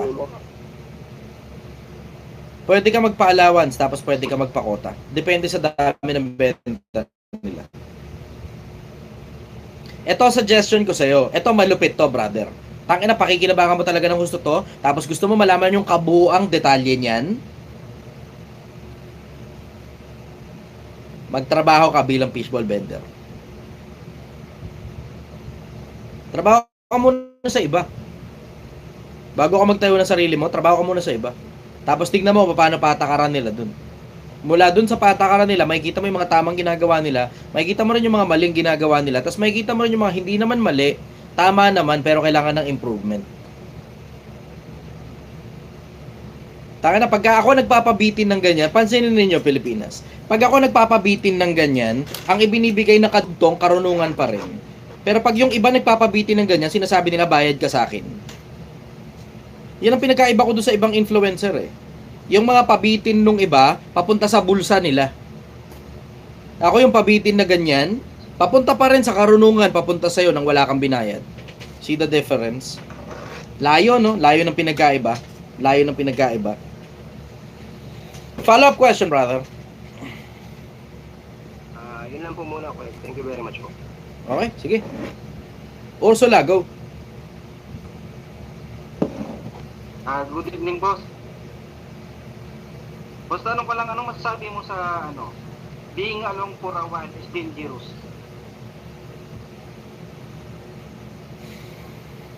Hindi ko alam kung saan nanggagaling yung salitang danger eh. Hindi talaga. Pero it sounds to me like a catchphrase lang na ginagamit ng mga dark psychologists. It sounds like a catchphrase na gamit ng mga dark psychologists. Kailangan mo talaga yung alone time. Pero not because of danger. Kailangan mo yung alone time. Hindi para maging dangerous ka. Kundi para tumaba utak mo, tumalino ka, makapag self-reflect ka. Kailangan mo yung alone time. Importante yung alone time. Hindi pwedeng wala kang ganun. Ito naman, katulad sa akin, sa sobrang busy ng araw ko, meron pa rin akong oras para sa sarili ko. Meron pa rin akong oras para sa sarili ko. At mahabang panahon yung para sa sarili ko. Not for me to be dangerous, pero para sa akin yun, na maging mas kapaki-pakinabang pa ako sa ibang mga tao. Kasi dun sa alone time ko, dun ako ngayon nakaka-realize ng sobrang daming iba-ibang bagay eh. Diba, kahit tulad nga ng kwento ko sa inyo kanina, yung common sense na figure out ko yan habang tumatay ako. Ano ibig sabihin ng common sense? Nakuha ko yung ano niyan, nakuha ko yung definition niyan habang tumatay ako, nag-sink in sa akin eh. 'Di ba? Alone time yun eh, mag-isa ako noon eh. Tapos marami pang iba pang mga ganyang pagkakataon nang mag-isa lang ako sa kung saan man. Ganun. Follow-up question, brother. Ano sabi mo? Ang sagot niya pa yun, balo ka ba? May sabihan pa ako ng... Punta nga ka. Kaaway na sila. Sino ba yun? Ba't nag-aaway kayo? Eh, sumali ako ng sumo. Pakinggan muna natin yung pag-aaway nila. Sino ba yun? Kaya-chismis tayo dito. Habang nag-aaway sila, gago kayo. Dito ka lang tayo rito. Pag-stick tayo. Nakikichismis tayo habang nag-aaway sila. Ito lang talaga disadvantage dito sa ano eh, sa Zoom eh. Pag hindi mo na-mute, maririnig ko ano-ano yung mga nangyayari sa palipaligid, tapos madidistract yung kung sino man eh. Anyways, Jao, go!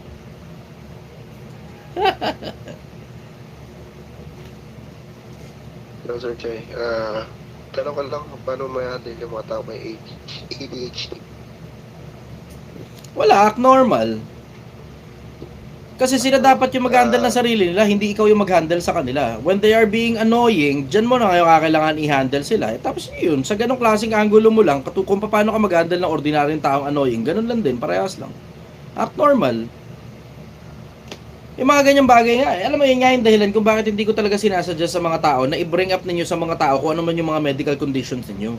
Kung meron kayong ADHD, tinan mo, mangingilag tuloy sa'yo ngayon ng mga tao. Kaya tinan mo, very specific ito, no? Paano mo i-handle yung mga tao may ADHD. Parehas yan ang konsepto na paano mo i-handle yung mga taong may cancer. Paano mo i-handle yung mga taong may, may depression. Paano mo i-handle yung mga taong may anxiety.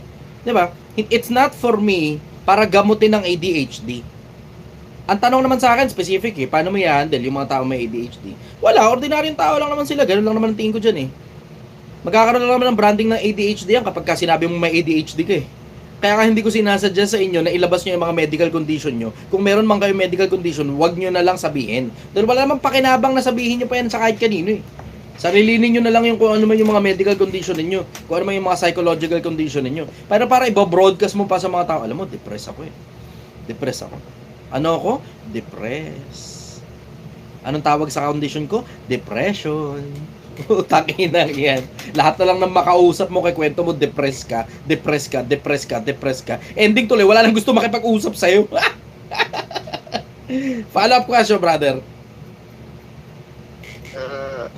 Nasa under ano kasi ako, brother. Yung nasa healing process, kumbaga recovery pala, yung tawagin.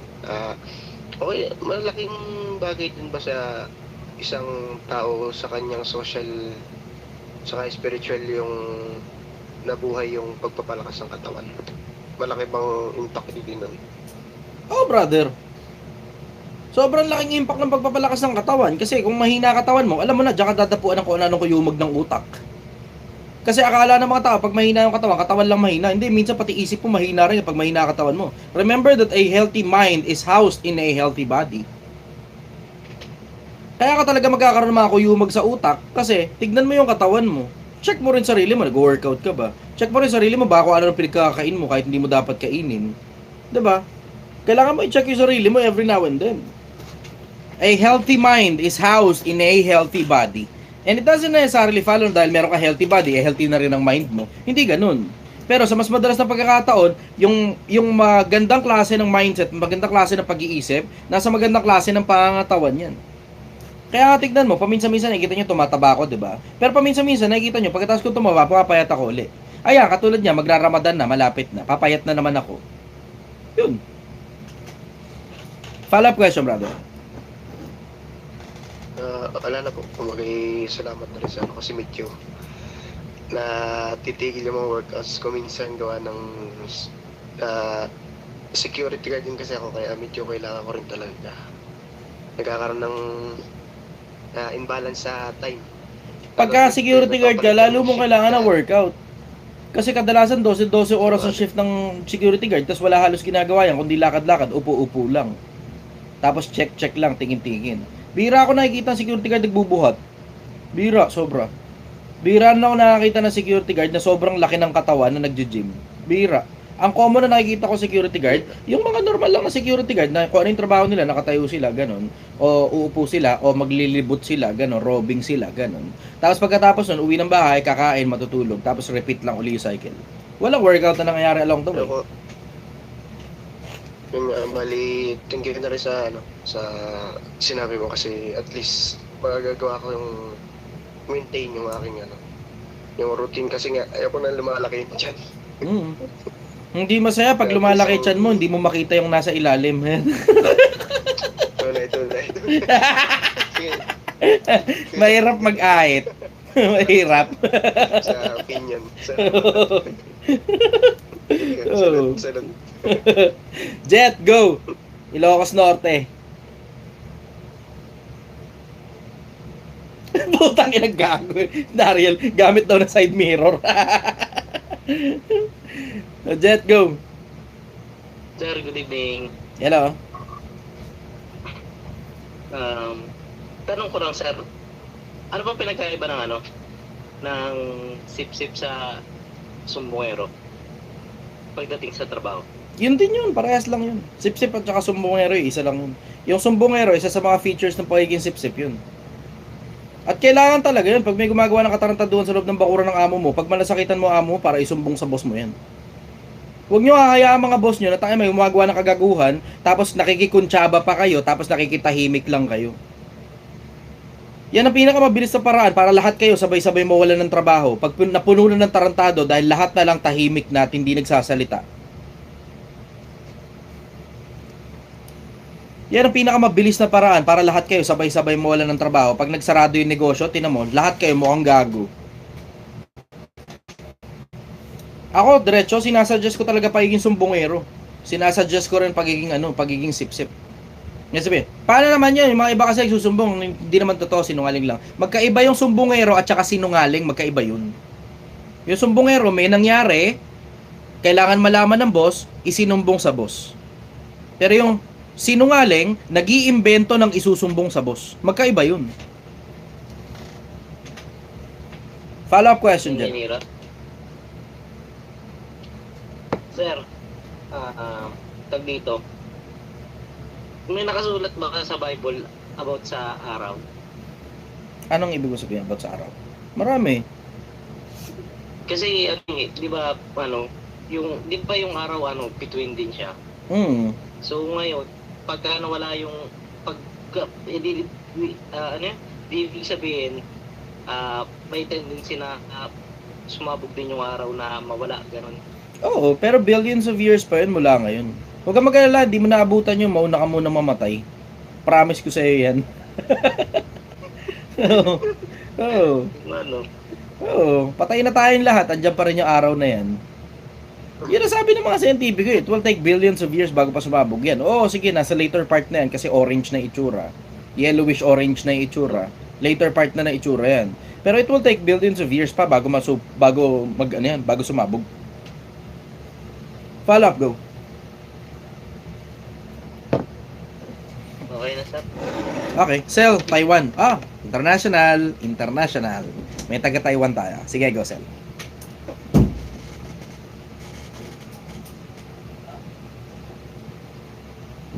Boss, magandang gabi po. Kakarawatin ko lang. Boss, itatanong ko lang kung pwede na ulitin mo yung explanation tungkol dun sa quantum. Kasi, actually, mahilig ako dun Kaso, medyo choppy ka last time. Yung sa akin, ito suggestion ko, research mo.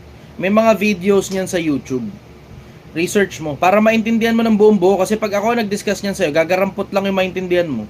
Tapos, ito pa, worse, kulang yung detalye ko. Kasi hindi ko madidetalye ng buo yan. Mas maganda, research nyo. Kung meron kayong specific topic na talagang gusto nyo talaga matutunan at gusto nyo talaga malaman, i-YouTube ninyo. Doon lang din ako kumukuha ng information ko sa YouTube. Tapos yung mga bagay na, halimbawa, may bagong bagay ako narinig na hindi ko maintindihan yung salita. Tinatandaan ko yun, susulat ko sa notebook yun. Kaya pag nakita nyo yung notebook ko, may notebook din ako dito. Eto, may notebook din ako. Susulat ko sa notebook ngayon yun. Tapos pagkasulat ko sa notebook nun, tatapusin ko yung buong video. Tapos lahat ng mga bagay na hindi ko naintindihan, o di may mga bagong mariresearch na ako ngayon tungkol sa mga bagong bagay na narinig ko na hindi ko alam kung ano ibig sabihin. Ganon ginagawa ko. So, tungkol doon sa quantum, research nyo ng gusto. Kung ano eksakto yung mga gusto nyo matutunan tungkol dyan sa quantum realms at saka sa quantum physics. Mahirap ipaliwanag yan ng isang upuan.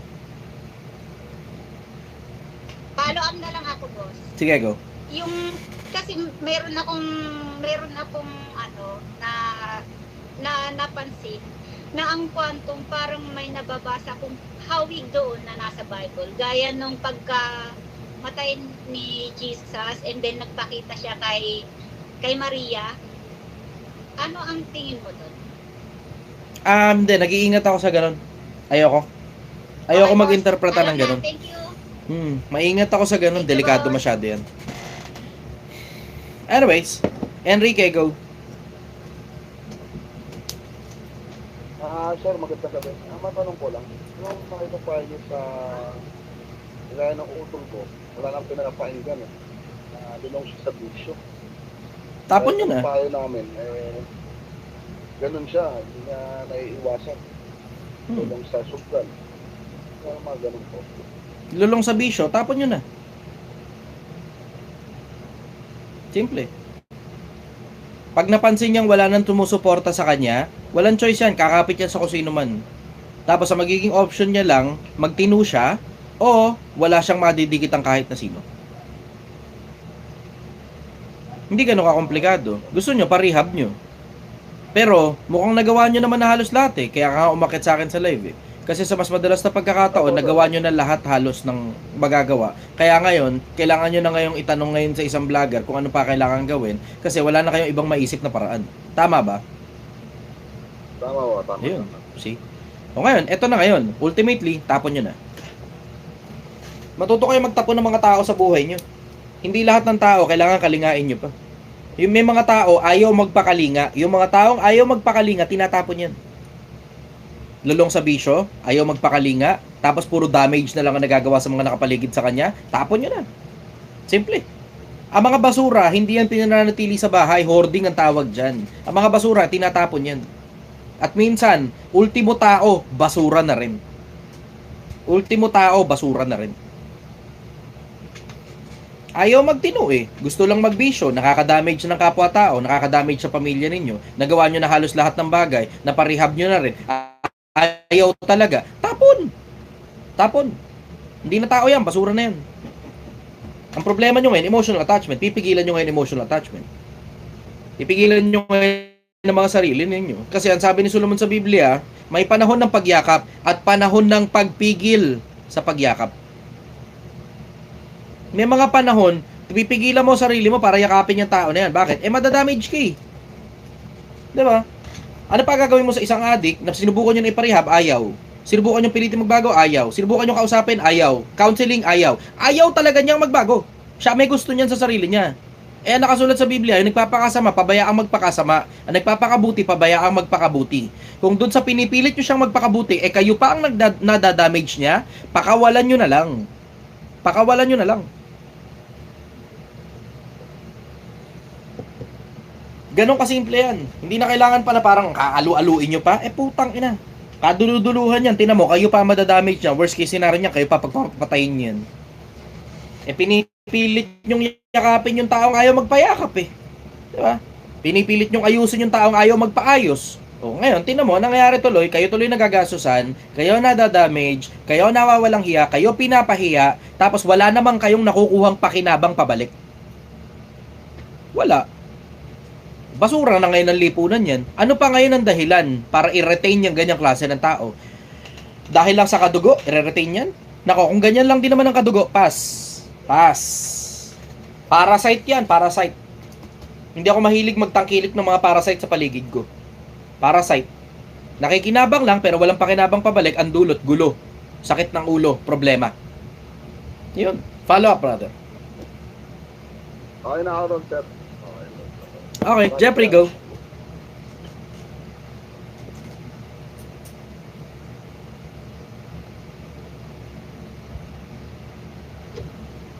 Ano po? Yeah. Okay, tanong po. Palapit lang nung mic, brother, kasi medyo mahina. Wait. Okay, tanong po.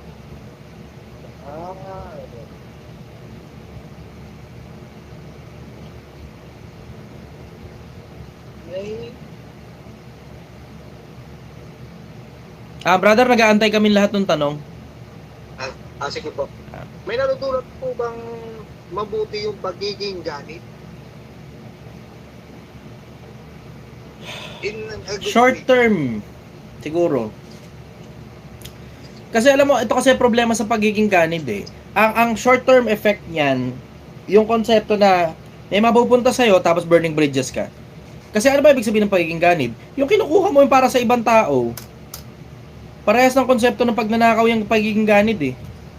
Gusto mo lahat para sa sarili mo, na yung mga kapwa-tao mo nauubusan na.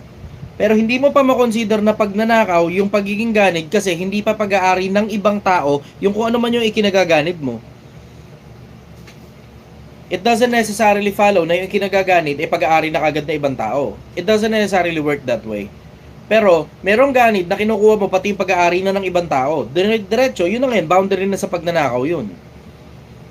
Pero generally, ang pagiging ganid, puro sarili mo lang talaga iniisip mo, makasarili ang tawag sa'yo. Sarili lang. Tapos nakaka-damage sila ng kapwa-tao while doing so. Ngayon, ang tanong mo, ano mabuting epekto nun? Siyempre, magkakaroon ka ng para sa sarili mo at the expense of somebody else. So, alam mo, yung short term, magkakaroon ka. Pero ang long term, wala na magtitiwala sa'yo pagkaganid ka. Hindi nyo nakikita yung ibang influencer. Eto, mapapansin nyo naman yan eh, sa sobrang pagkaganid ng ibang influencer, yung mga dating nagpo-promote ng laro sa mga bata, ngayon nagpo-promote na ng sugal, parang tinulak nila sa bangin yung audience nila. O tapos ngayon, kapag nag-promote sila ng kahit na anong pagkain o kung ano pa man, yung audience nila, wala ngayong kapera-pera. Bakit? Dahil sa sobrang pagkaganid nila, tinulak nila sa bangin para papaglaruin ng sugal yung mga audience nila, yung audience nila ngayon walang pera. Promote ka ngayon ng restaurant, ang daming views, pero yung audience mo walang pera. Dahil nagpo-promote ka rin ng sugal, kinakain ngayon ng sugal yung pera nila. Tanga ka eh. Ganid ka eh. Diba? Mapapansin nyo, ibang influencer na parang motivational speaker, sa sobrang pagkaganid nila sa pera, ang ginagawa, lahat ng magko-comment sa kanila. Bebentahan nila ng course, bebentahan nila ng package, o kung ano-ano pa man. So ngayon, mapapansin mo, bumababa ngayon ng traction at halos wala nang gusto mag-comment sa mga videos ng mga ganong klase ng mga influencer. Ngayon, ang ginagawa nila, sa sobrang pagkaganid nila, pupunta sila ngayon, tatawid sila sa ibang influencer. Doon sila mangunguha sa comment section ng kabilang influencer. Kaganida na yan eh. Yung ibang ganid, naririnig nyo pa sa social media eh. Yung pan-tuition fee mo, ipang business mo na lang. Alam mo, sobrang ng pagkaganid nun. Interesado siya pati sa pera ng bata. Sobrang tinding pagkaganid nun, ano. Interesado sa pera ng bata. Pati ba naman bata? Puta, pati ba naman pan-tuition fee? Gusto mo pa? Kadiri ka naman? Ang ina. Di mo na lang hayaan yung mga batang makapag-aral para makapagtrabaho sila. O di pag nagtatrabaho na ngayon, mas malaking pera ngayon na maaamig mo. Pero sa sobrang bobo mo, puta ka, pati pan-tuition fee ng bata, gusto mo. O ngayon, syempre, sobrang kaganid mo, short term, dadami pera mo. Pero long term, yung audience mo, lahat puro mga bobong mga mahihirap. Imbis sana nakapag-aral, kinuha mo pati pag-aaral ng bata dahil sa sobrang pagkaganid mo. Ayan, makikita mo sa mga influencer eh. Di ba? Tignan mo, tulad halimbawa nung bago ngayon na ginagawang laro ng mga influencer, yung parang money-moneyhan. Nakikita niyo yung social media, di ba? Yung parang ang mga inaanak, dito kayo, punta kayo rito, may blessing. Blessing daw, blessing. So short term, bigla kang putok sa social media. Dami ng engagements mo, clap sa'yo. Ito ngayon ang trouble. Ang itinuturo mo sa mga tao, pagkaganid. Imbis turuan mo ng paghahanap buhay ng matino, tinuturuan mo na may vlogger na namimigay, umasa na lang kayo dyan. Sa ganong among gulo, alam mo na, lagatok ka talaga. Kasi short term, ang audience mo, unti-unti nauubos ang pera. Long term, pagdating ng dulo, hindi na bumibili ng produkto mo, tapos wala ka na rin halos pambigay. Ganon yun. Yung pagkaganid, short term lang ang pakinabang yan, long term, tangina, walang kwenta yan halos.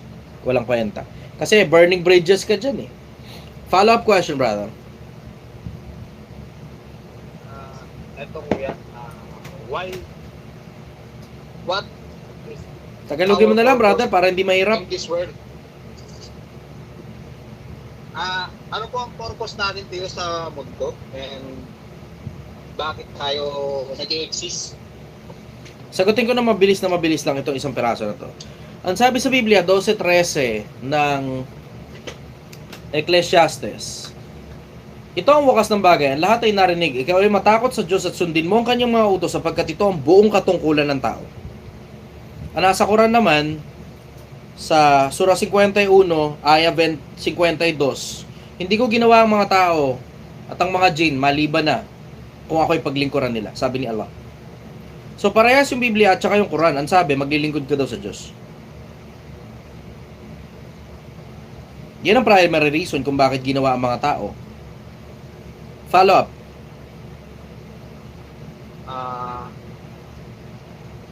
Okay na ako sa kuya. Okay, sige. Arvin de la Cruz, go. Quezon City. Mas masaya pala tong gantong Zoom. Wala nang pindot-pindot na kailangan. Tawag-tawag na lang ng pangalan. Dati pindot-pindot pa eh. Sige, go. Richie, barinig pa? Oh, ayo, sige, malakas. Go. Magandang gabi si Richie, kumusta? Eto, relax lang, happy lang.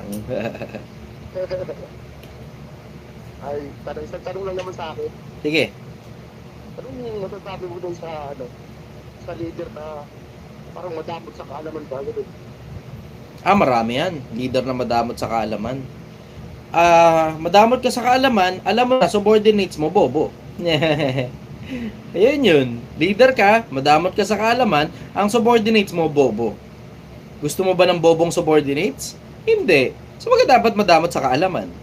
Kaya, tinan mo, pansinin mo, gumawa ngayon ako ng isang grupo ng mga tao na nagsisipag-aral sa mga sarili nila at hindi ako nagdadamot ng karunungan at hindi mo kailangan magbayad ng kahit na ano rito. Walang bayad-bayad. Pero, commitment.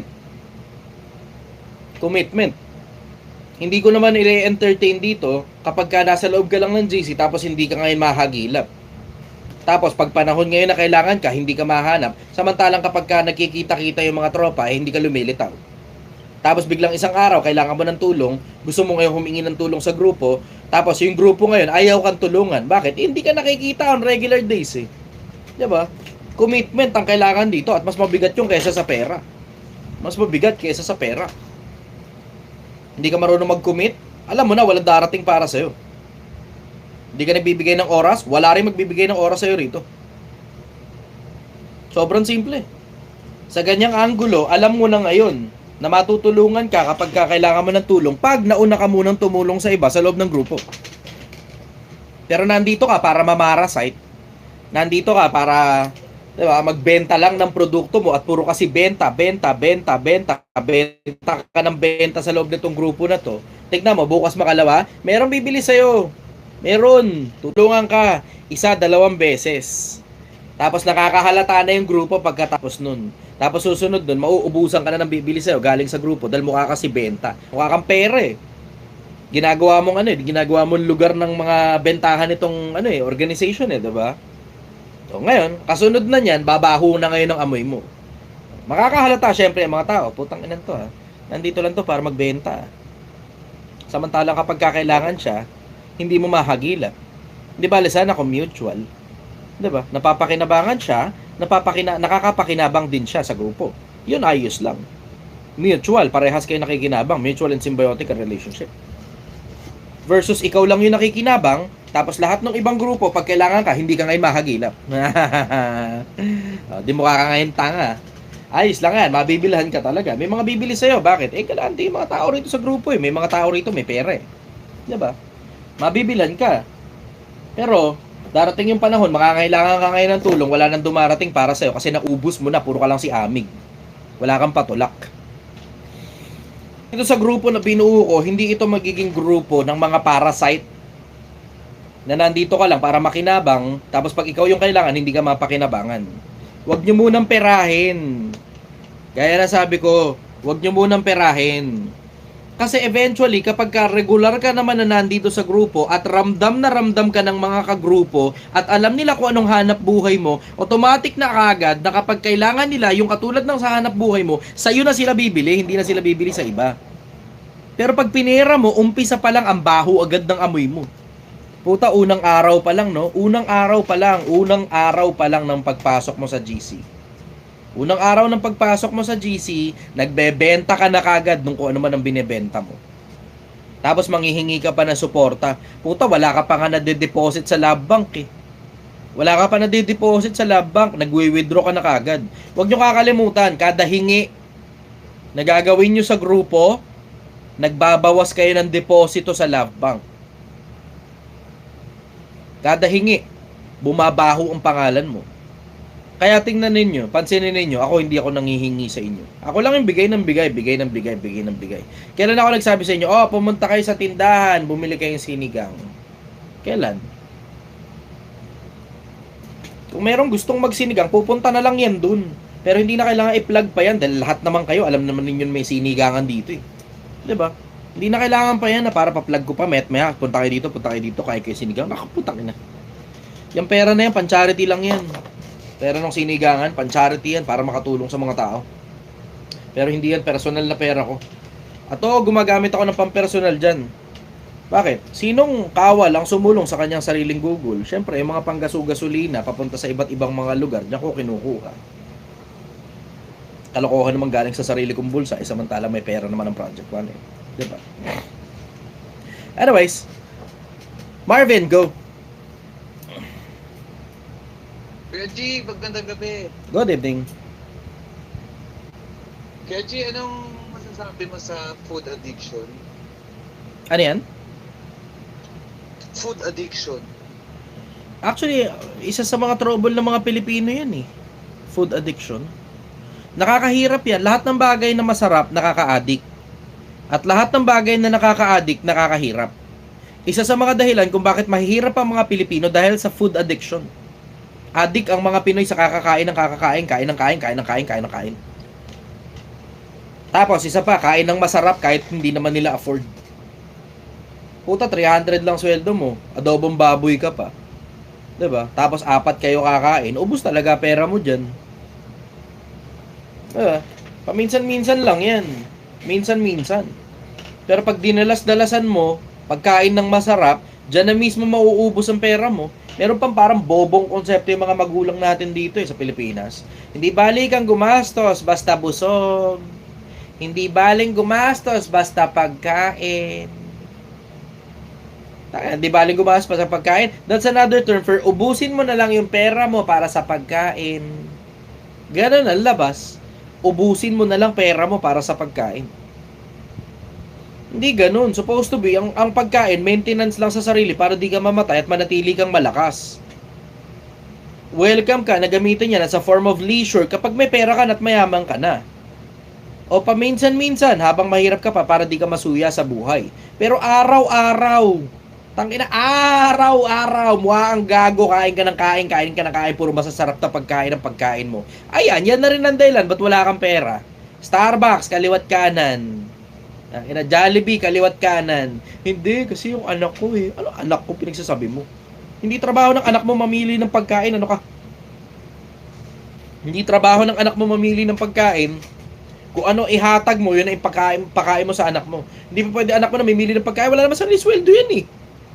Nagkakaroon lang ng karapatan ng tao na mamili ng pagkain pag ikaw yung gumagawa ng pagkain. Pero pag hindi ko gumagawa ng pera, hindi rin ikaw gumagawa ng pagkain, putang ina, ano, demanding ka? Demanding? Kaya mga anak ninyo, huwag niyong turuan maging demanding, ano? Huwag niyong turuan maging demanding yung mga anak ninyo kung ano nakahatag sa hapagkainan yun ng kainin. Bakit?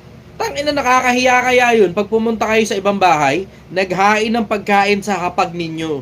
Tapos yung anak mo, ma, ayoko niyan, Jollibee, ayoko niyan. Putang ina, sapaking kita. Tanginang yun. Hindi ako makatiis sa mga ganong klase ng bata. Sarap kutusan. Lalo yung magulang, ang sarap kutusan. Tangina, pinamimihasan ninyo yung mga anak ninyo na namimili ng pagkain. Di bali ako may nagawang maganda. Ang taas ng grades mo, sige, Jollibee tayo. As a form of reward, para masanay yung bata na pag maganda ginawa niya, makaka-Jollibee siya. Pero araw-araw na lang, Jollibee, araw-araw, McDo, araw-araw, hotdog, araw-araw, ham. Tapos pag pupunta kayo sa bahay ng may bahay, ang ulam, bulang lang, hindi mo mapakain yung anak mo, tas nakakahiya. Tangina, dyan nagsisimula nakakahiyang bata. Paalala ko lang sa inyo, dyan nagsisimula nakakahiyang bata. Yung anak ninyo ang arte-arte sa pagkain, tapos okay lang sa inyo, ayaw kasing kumain ng gulay. Putang ina, ayaw kumain ng gulay. Bakit? Sino ba magulang? Ikaw yung anak mo, ba't yung anak mo yung nasusunod sa'yo? Diba? Ba't yung anak mo yung nasusunod sa'yo? Putang labas nung gumawa ka ng Diyos na sinusunod mo. Kung ano gusto ng anak mo, sinusunod mo. Paalala ko lang sa inyo mga magulang, hindi magandang indicator ang tuwa ng bata para sa bagay na tama. Mas madalas na pagkakataon, pag ang bata natutuwa, mali ginagawa mo. Mas madalas na pagkakataon yan. Pag ang bata natutuwa, mali ginagawa mo. Ang anak mo, tuwan-tuwa sa pagkain. Tuwan-tuwa sa pagkain. Putang ina, tignan mo kung ano pinapakain mo sa anak mo. Masama sa katawan ng bata. Paalala ko lang mga magulang, hindi magandang indicator ang tuwa ng bata para masabi mong tama ang ginagawa mo bilang magulang. Hindi magandang indicator yan. Ang magandang indicator, disiplina, na dapat yung anak mo natutuwa sa disiplina. Pero pag ang anak mo natutuwa, tuwan-tuwa, puro na lang tuwa. Ang susunod niyan, yung anak mo magiging basura ng lipunan, punong-puno ng kahirapan.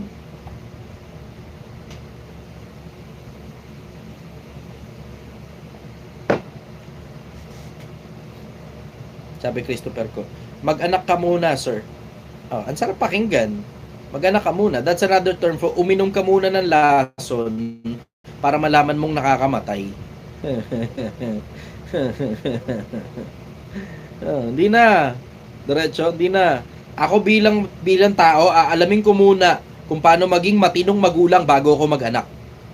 Bakit? Kasi karamihan sa mga magulang, nagiging basurang klase ng magulang kasi hindi man lang nila pinaghandaan ng isipan nila yung magiging anak nila. Diretsahan lang. Karamihan sa mga magulang na nag-aanak ng mga basurang klase ng tao dito sa mundo, hindi man lang nila pinaghandaan yung pagiging magulang nila. Wala kang malay sa pagpapalaki ng bata, wala ka pang anak eh. Ang nangyari tuloy, nung magkaanak ka, dun ka ngayon sa anak mo nagta-trial and error. Bobo ka kasi. Dun ka sa anak mo nagta-trial and error. Pwede namang mag-aral ka kahit hindi mo makompleto yung buong yung buong composition ng pagiging magaling na magulang. Ganun lang naman yun eh. Aral ka muna paano maging magaling na magulang. Hindi mo man mabuo at hindi ka man sobrang galing, at least bago pa lumabas yung bata, alam mo na kung paano. Puta, yung simple nga lang pagpapaburp lang sa bata eh. Yung anak mo, papaburp mo na ganun. Oo, ang bata pinapaburp yan. Palalabasin mo yung hangin sa tiyan ng bata. Pag ang bata, hindi mo pinalabas ang hangin sa tiyan niyan, taka na maimpatyo yan. Kahit gatas lang yung iniinom niya, ang sakit ng tiyan niya. Gatas lang yun ha. Hindi pa nakakakain ng totoong pagkain. O, tingnan mo, paano nangyaring alam ko? Kasi bago pa ako mag-anak, inaalam ko na kung paano magpalaki ng bata. May mga tao talaga, bobo eh. Tanga, sabihin, mag-anak ka muna bago ka magsalita ng ganyan. Putang ina mo, pwedeng magsalita kahit wala ka pang anak, tanga. Dapat alam mo na nakakamatay ang lason, hindi mo na kailangan inumin pa. May mga tao, bobo talaga, putang ina talaga. Bobo. Nakakainis. Nakakainis talaga. Yung mga tao talaga nakakainis. Anyways, follow-up question, brother. So, kaya tama nga ba ang ating katawan ay meant to fast? Sabay yan. Kakain ka to sustain life, pero hindi tayo meant para kain ng kain. Hindi tayo para mga patabaing baboy na ang purpose natin ay katayin. Hindi. Kakain ka para makapanatili kang buhay. Paminsan-minsan, sige, pwede mong pagbigyan yung sarili mo na kumain as a form of leisure. Pero tingnan mo, pansinin mo, sa gubat, walang obese na hayop. Tao lang ang obese eh. Tao lang ang na-obese. Sa gubat, walang obese na hayop. If you look at the general majority ng mga hayop, halos lahat sila fit. Nakakita ka ba ng unggoy na sobrang tabang klase ng unggoy? Na nakatira sa bundok? Diba? Yung mga baboy damo, diba? Nakakita ka ba ng sobrang tabang baboy damo? Kahit pa sabihin mong baboy yan, bilugan lagi ang katawan ng baboy. Pero yung baboy damo, madalas manipis lang ang taba. Yun ang mapapansin mo. Ang na-obese kadalasan tao. Kasi we are using food as a form of leisure. And I think that's okay. Paminsan-minsan. Lahat ng bagay paminsan-minsan ayos. Obviously, pagka hindi masama. Pero pag masama, tinan mo, katulad nun, di ba? Mag-anak ka muna bago mo magsalita ng ganyan. Parang uminom ka muna ng lason para malaman mong nakakamatay yan. Bahala ka sa buhay mo. Kung ganyan ang mindset ninyo, tangina magiging bobo tayong mga Pilipino kung halos lahat na puro ganyan. Kung halos lahat na puro ganyan. Bago ka magsalita tungkol sa pagtatayo ng kumpanya, dapat marunong ka munang magtayo ng sarili mong kumpanya. Hindi ba pwedeng empleyado ka ng mga malalaking kumpanya minsang panahon? Kaya ka nakakapagsalita. 'Di ba? Ewan ko sa mga tao. Anyways, meron pang questions? Follow up? Baka meron pa. Go. Okay na, Reggie. Gusto ko lang kasi madinig yun na mula sa'yo. Okay. Good. Ilan tayo rito? Thank you. Tayo ay... 81. Grabe naman, ang daming tao rito. 81. Samantalang hindi naman ito yung regular na national meeting. Baka mamaya pag nag-national meeting tayo, hindi na tayo kumasya. Hanggang 100 lang yung headcount dito. Anyways, off ko na muna itong live. Tapos off the record muna tayo.